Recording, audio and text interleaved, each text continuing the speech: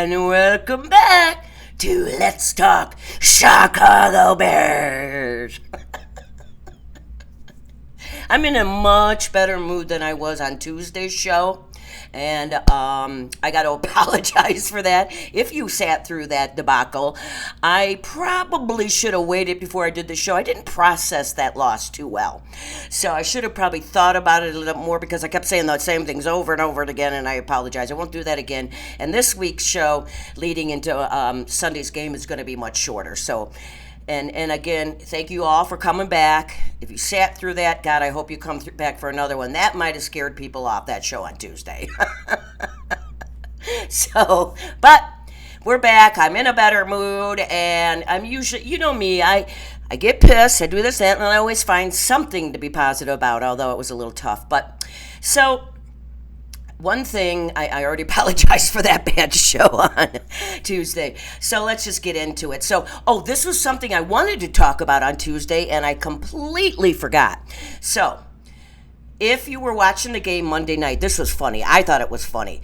When they started, so they introduced Jim, and I don't know his last name. It's not Cornelius. I know that. I think that's from a Christmas movie. But he's the guy that does the national anthem for the Hawks. Everybody knows who he is. So he comes out, right? They introduce him, and everybody gives him a big round of applause. Yay! And they're all happy, right? And he starts to sing, right? And everybody's going crazy. And the camera, not a good look for Cabe, but the camera goes to Cabe Williams. He's standing there and he's looking, and then he looks over to Rome, who's next to him, and he goes, and it caught all on camera, and he said, "Who's that?" And Rome goes, "I don't know." I thought that was hilarious. Yeah, of course they probably don't know. They probably don't go to Hawks games, and they're not here, So, but it was very funny, and it was caught on camera. So I don't know if anybody saw that, but it was pretty hilarious. So, and another thing, I saw this little tidbit, so I just wanted to just tell you, because if you watch the game, they honored the 85 Bears Super Bowl best defense there ever will be on the earth, and there'll never be another defense like it because they can't play like that anymore. But so they're celebrating because we couldn't win another one, so all they have to do is celebrate the 85 Bears. So it's 40 years, so they celebrate them at a halftime. And Jay Hildenberg was there, and after the game and stuff, people were interviewing and stuff like that.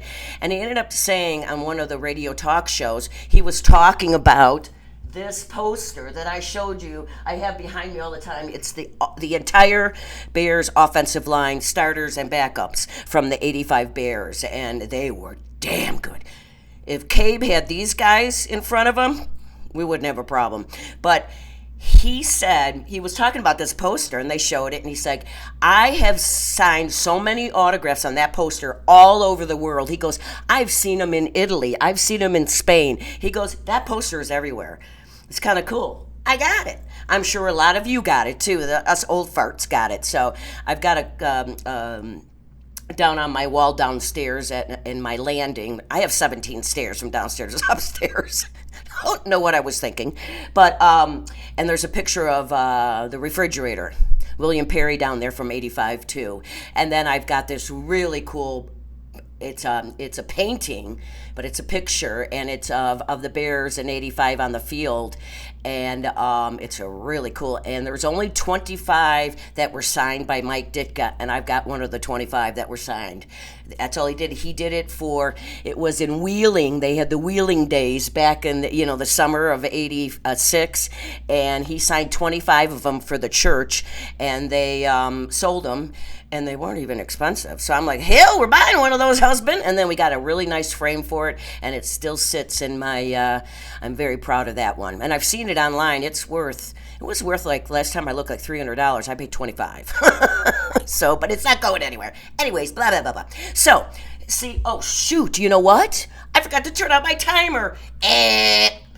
I am bad because, we got to time this show because we don't want to go over like I did last Tuesday. So anyways, you can tell I'm in a better mood already, right?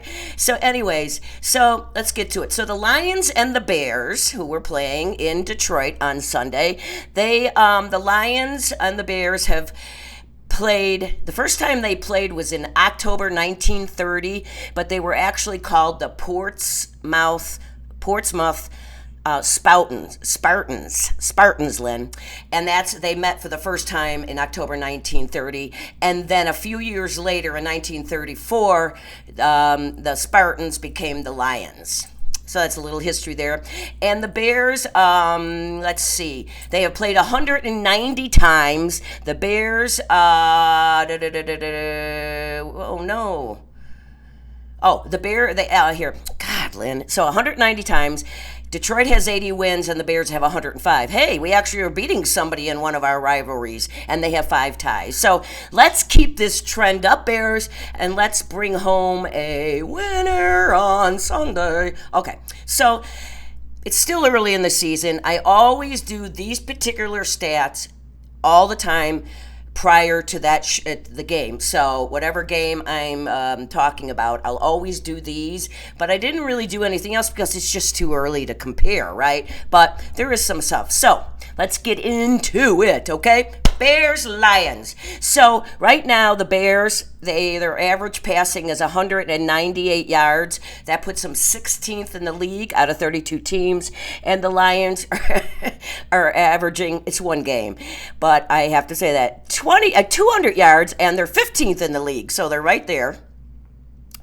The Bears average 119 yards rushing. That put him 10th. And the only reason we had that is because Williams had 58 yards rushing. And then Detroit had a terrible day rushing last week against Green Bay. They only rushed for 46 yards. That put him 31st out of 32 teams. So, although you can't count what Cabe did. So, you know what? If you take Cabe's 58 away, we're right there with Detroit. No run game. But they have a run game. They just played and I hate saying this, my teeth are going to fall out, I think, when I say it, but they played a very good Green Bay team. And Green Bay looked good, too, last night, and it just is killing me. I love football, love it. I love watching it, but it's very hard when your biggest rival is, like, rocking it, right? And you're not. But whatever. Okay, so there, I did that. So points scored, the Bears scored 24. That put them 10th in the league right now. And Detroit only scored 13 last week. That put them 24th. Points allowed by the defense, we are tied, actually. The Bears allowed 27 points, as we know. That put them 25th in the league. And Detroit did the same thing. 27 points they gave up, and that's 25th. So they're tied. So, all right. So really, after last week, the Bears and Detroit are pretty much right there. Okay? They really are. I mean, it's one game, so they both didn't do well. And they lost. The Lions lost 13-27. And Goff threw for 225 yards. He was sacked 4 times and threw an interception. Yeah, baby. Anyways, this is a good thing because I'm going to talk about it a little bit about him, but I like that they these 4 sacks. Although Green Bay is very good, but it opens the door up for us. So, and that Lions didn't really get their run game going last week too. So both teams are going to. Both teams are both going to be trying to establish the run immediately, is in my opinion, out of the gate. Now, maybe Detroit won't, but the Bears are going to. And we're going to talk about it in a minute. Let me just get through a few things, and then we're going to start talking about the teams. The Lions had no turnovers. The Lions defense had no turnovers. That's not true. He threw an interception. Where did I get that one? The defense. Okay, Lynn. Okay, let's start over. You know what? This year I'm struggling a little bit, okay? So last week's game, the Green Bay had no turnovers or nor sacks, so the defense did not do anything against Green Bay. They let them at will, pretty much like last night's game against Washington. The Lions had 7 penalties. So, not as bad as 12, but still bad. And in this week's injuries for the Lions, there's a couple guys questionable, but no notable injuries because they're not starters, so we won't really go over that, okay? So I just told you a little bit about the Detroit last game. So the Bears, Williams, we'll go over him real quick because I always do that. As you remember, Cabe was 21 of 35 for 210 yards, so he was right behind Goff. 1 touchdown, no interceptions, and he was sacked twice. Now, Goff threw an interception and was sacked 4 times. He rushed for 58 yards. So when you see this, you say to yourself, well, it's not bad. The stats aren't terrible. We've seen a lot worse terrible stats on our quarterback. So, but they, and the thing is, and Cabe really played his ass off. I can give him credit for that. I was so mad Tuesday, I couldn't give credit out to anybody, but he did. He ran for more than 58 yards, really, because he was running around the backfield quite a bit. So he really did play his, but he needs to settle down. He left people open. He left throws on the field. He needs to settle down. He's got to trust himself, and he's got to make those throws that we know he can in between. When a receiver is covered, there's 2 guys, defenders either side of him. He's got to trust that he can make that throw, and we know he does because he's got that arm strength. But he's got to trust the players and himself. He's got to trust himself, number one, and the players around him. So he. And the game, and this was the other thing I was kind of thinking this week, is he doesn't have to do it all, right? Sometimes I feel like he thinks he has to do it all. Trust who you have out there. You've got great wide receivers. You've got very good tight ends. You've got Swift who can catch in space. We know that. So rely on the tools you have around you, Cabe. Relax, settle down. You did okay at times, but it seemed very chaotic on Monday. Nothing seemed in sync, in my opinion. Now that I'm calmed down and looked at the game and thought about it, even Ben Johnson didn't look good. He made mistakes. Everybody was just, I don't know.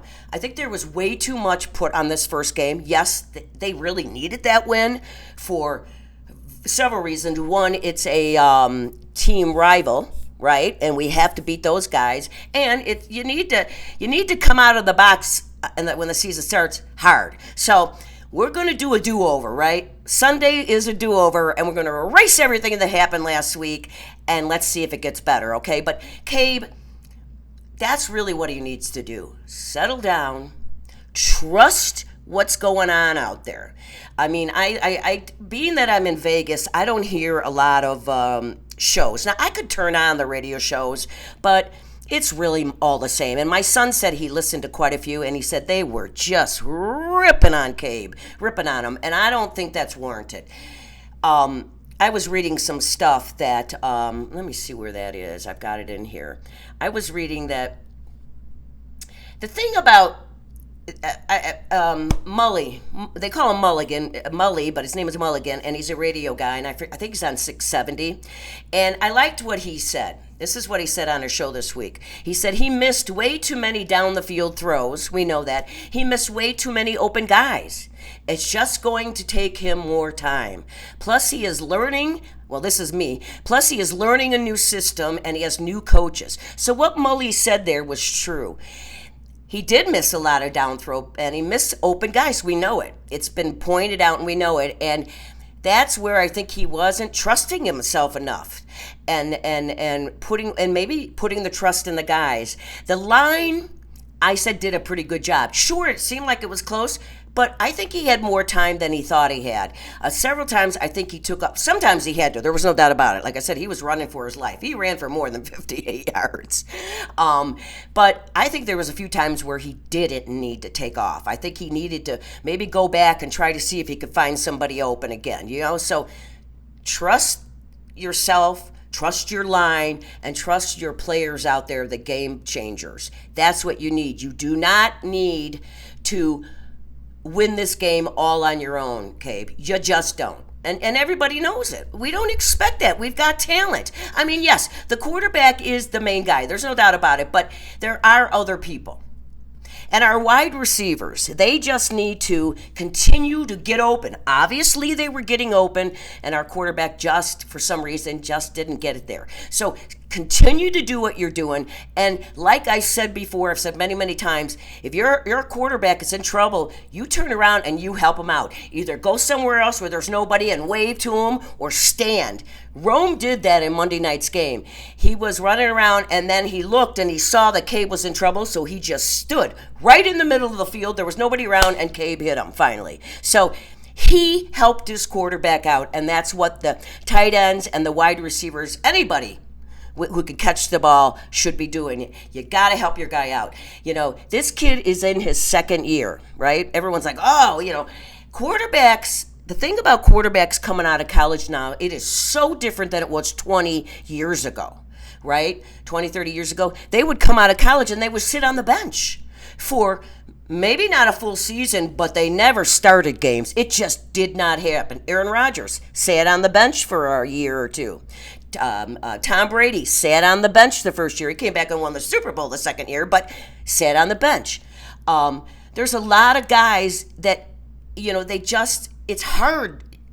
NFL and college, when you're watching them, it doesn't look that different, but it is. NFL, I've read so many times, and I've heard this, that it is so much faster in the NFL than it is college, which makes total sense. So, Cabe is in his second year. And in my opinion, I call it his first year, because his first year, look what he had. He had no offensive coordinator. They didn't know what they were doing. All they did was pick their frickin' nose on the sideline. And then Flus was their head coach who couldn't manage a clock, who couldn't manage a timeout, who couldn't make a decision to save his life. So that's what he had his first year. So you know what?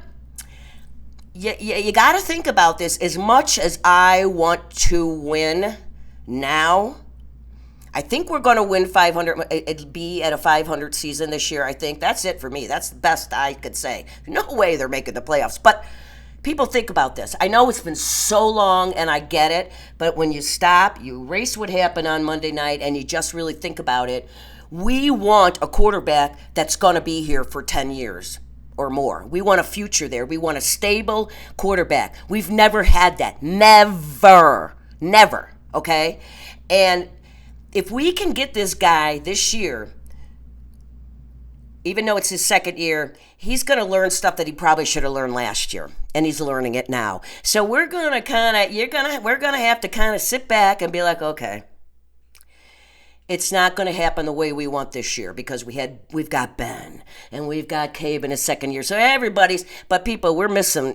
missing parts. Like, we don't have a run game, right? So we are missing parts. But if Cabe can make big strides this season, then we're on our way. And then next year, in the draft, we're going to go get more guys, in offseason more guys. Although the way Poles has been working lately, I'm not real happy with what he's been doing, but that's what we've got to do. I'm not saying the season is over by any means. I think we can go 500, either right over where you know what I mean, because it's 17 games now, we're not 16. But so we got to sit back, we got to take a breath and be like, okay, this kid is still learning. And even if he had Ben last year, he'd still be learning. There's so much to learn in the NFL opposed to college, okay? So let's kind of drink that in, think about that, and then you might start to be like, okay, you're right, take a deep breath, let's sit back, let's let this kid develop. Now, by the end of this year, if I don't see improvement from today to the end of the year, where the following year we're going to rock it, then we have concern, but we're not there yet. So let's take deep breaths. Cabe was not to blame for that. It was a colossal fuck-up last Monday night. Right? All right, so our D, they need to just keep playing like they did last week, but they have to play 60 minutes, not 45. We know that. But they were missing 3 major players. And unfortunately, only one of the 3 are coming back. But good news is JJ, number 1, best backfield guy ever, is coming back this week, and let's hope he's healthy. But one of our best linebackers who led at tackles last year, number 53 from Lakeville, Illinois, is Edwards. I'm from Lakeville, Illinois. And Edwards is out again. Our linebacker, number 6, Gordon, who was very, very good in the backfield, is out again. And but we have a new one this week. Our D lineman, number 50, Jarrett, is out. So 3 defensive guys again. 2 starters. Jarrett, I believe, is a backup. And then running back, number 23, Johnson, is out again. Now, these were all questionables this morning. This is Friday morning. You guys are 2 hours ahead of me, so I have not seen the injuries for today, which will be the last day they report it. But if they were questionable yesterday, they're probably not playing. Okay, so we know what that's happened. So we're still hurting there, but the defense just needs to do what they did on Monday for the most part. I was talking about Goff. So Goff. The thing about him is he was sacked 4 times last week. Now, this guy, he's a good quarterback, but one of his biggest bugaboos is he will throw interceptions if he's rushed. He can get flustered. There was a game last year, he threw 5 interceptions.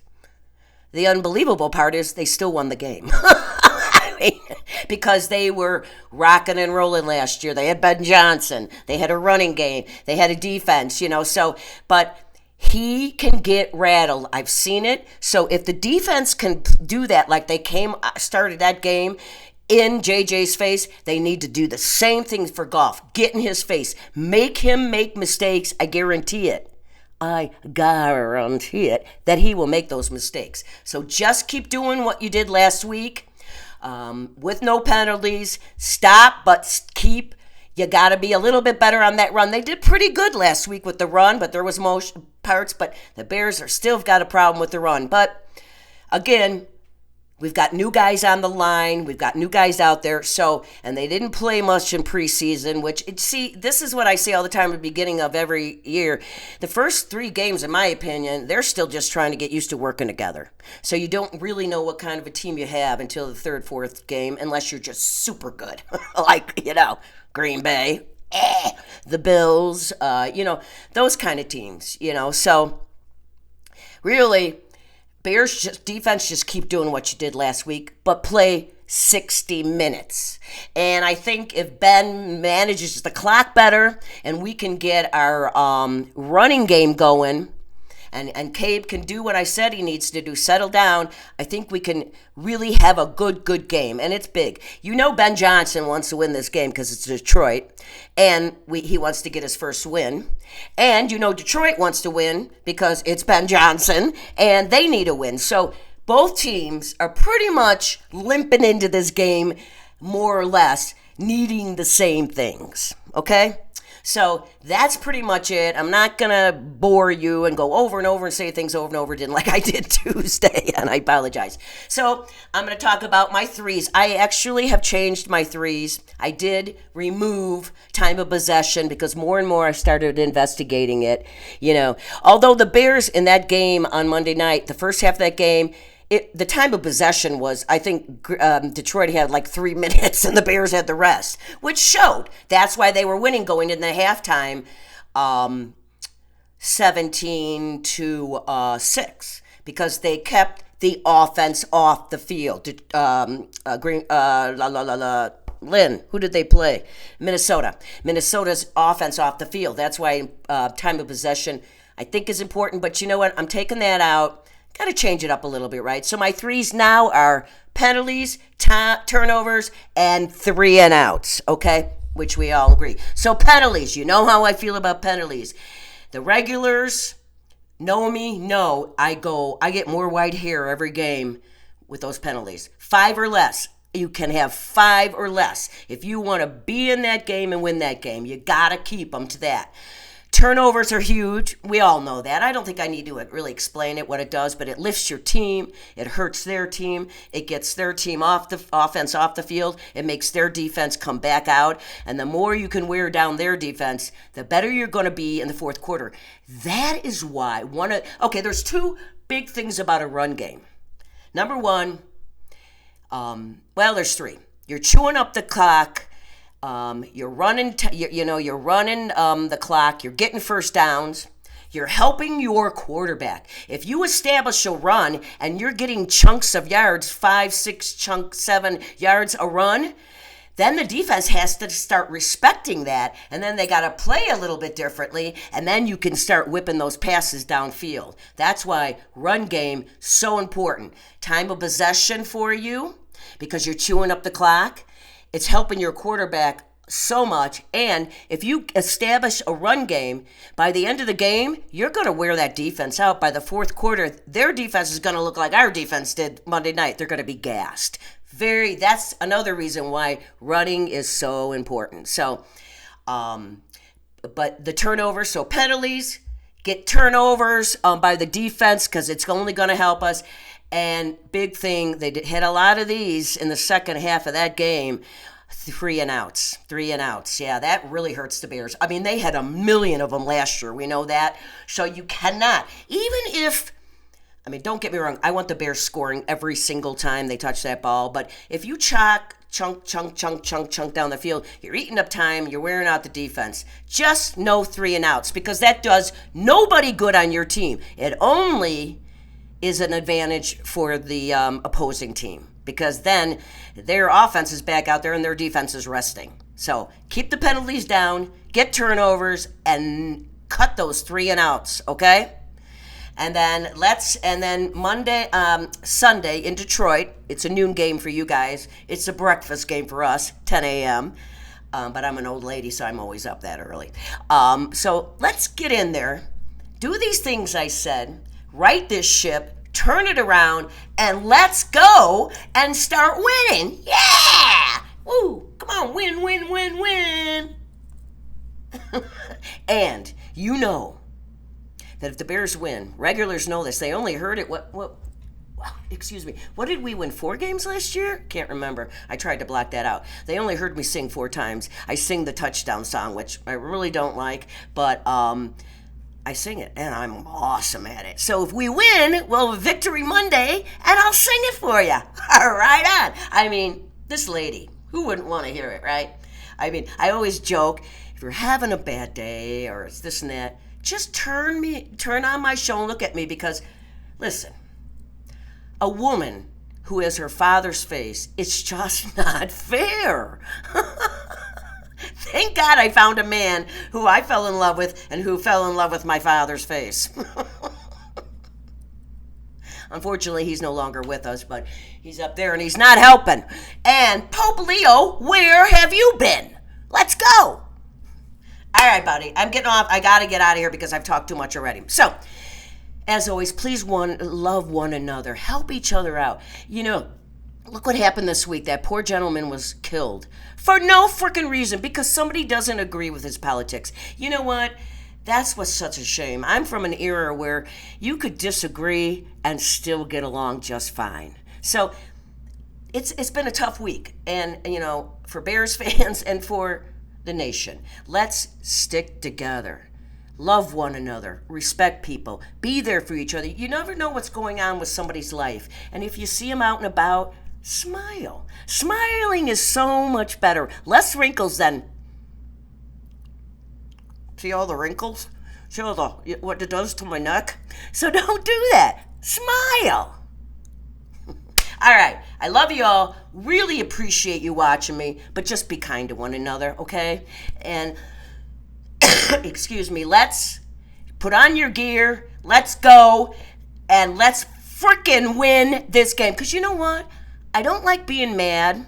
And I don't like swearing. That's what somebody said to me at the end of last season. Or even maybe the beginning.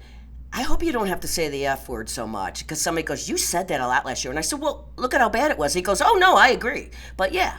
And my nephew said, we can't even let my nieces and nephews' kids watch it because I swear, well, it is an adult show. Anyways, blah, blah, blah. See? That's why I have to have a timer. All right.